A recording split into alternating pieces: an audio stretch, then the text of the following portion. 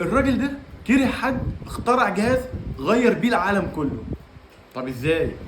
نجيب القصه بقى من الاول.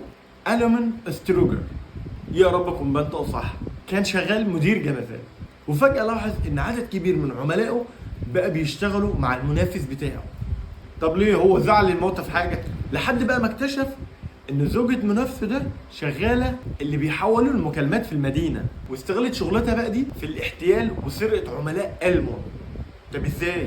زمان بقى لو انت كنت حابب تعمل مكالمه لازم تتصل على السنترال الاول، وهو هناك يحولك على الرقم اللي انت عايز تكلمه. طبعا انت فهمت زوجته كانت بتعمل ايه بالظبط كده.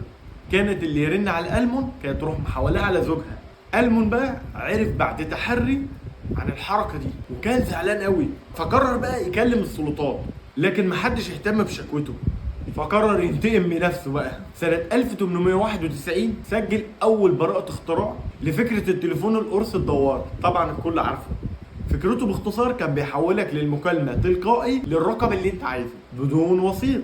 وعلى فكرة ما كانش مهندس ولا بيعرف حاجة عن الهندسة، حاجة حلوة بصراحة. ومن هنا بقى اتحول من مدير شركة مراسم الدفن لأغنى أغنياء أمريكا بسبب الاختراع ده، ولا نقول بسبب الموظفة اللي ضايقته في الأول ده لغى وظيفتها للأبد.